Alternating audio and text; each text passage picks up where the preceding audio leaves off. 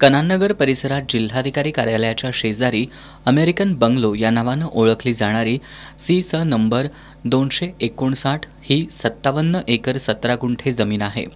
संस्थान काळात भाडेपट्ट्यानं अमेरिकन ट्रस्टला ही सरकारी जमीन देण्यात आली होती। मात्र कालांतरानं कोट्यावधी किमतीच्या या जमिनीवर अतिक्रमण झालं। या जागेवर प्लॉटिंग करून ही जमीन हडप करण्याचा प्रयत्न सुरू होता।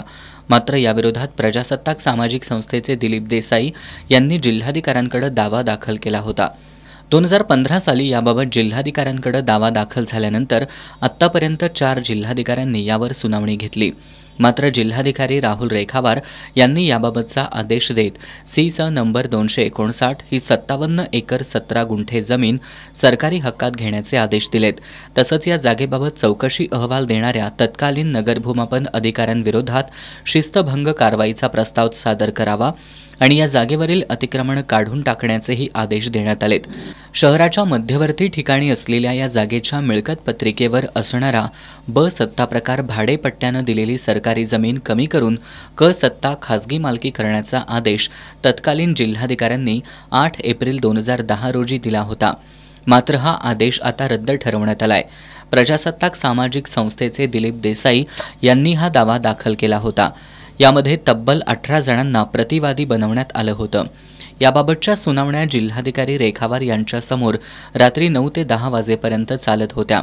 त्यातील प्रतिवादी 18 जणांनी याबाबत ही जमीन खासगी असल्याचं म्हणणं दिलं होतं। मात्र संस्थानकालीन कागदपत्र आणि कागदपत्रांमध्ये करण्यात आलेले फेरफार हे सर्व पुरावे ग्राह्य मानून जिल्हाधिकाऱ्यांनी संबंधित जमीन सरकारी हक्कात घेण्याचे आदेश दिलेत। सध्याच्या बाजारभावानुसार जवळपास या जागेची किंमत 3000 कोटी होत असल्याचा दावा प्रजासत्ताक सामाजिक संस्थेचे देसाई यांनी केलाय। याबाबतची तक्रार मी माननीय जिल्हाधिकाऱ्यांना 2015ला दिली होती। त्याच्या अनेक वेळा सुनावण्या झाल्या, प्रत्येकाला आपलं म्हणणं मांडण्याची संधी दिली, पण आज अखेर ट्रस्टला अथवा कुठल्याही बिल्डरला ही जमीन खाजगी आहे हे सिद्ध करता आलं नाही। मी शाहू महाराजांच्या जे काही रेकॉर्ड हुजूर रेकॉर्ड आहे याचे सर्व कागदपत्र माननीय जिल्हाधिकाऱ्यांना दिलं आणि याचा निकाल काल लागला। ह्या 57 एकरची आजच्या बाजारभावाची किंमत 3000 कोटी रुपये आहे। ही कोल्हापूरच्या शहरातला हाट असं हे असणारी ही जमीन आहे।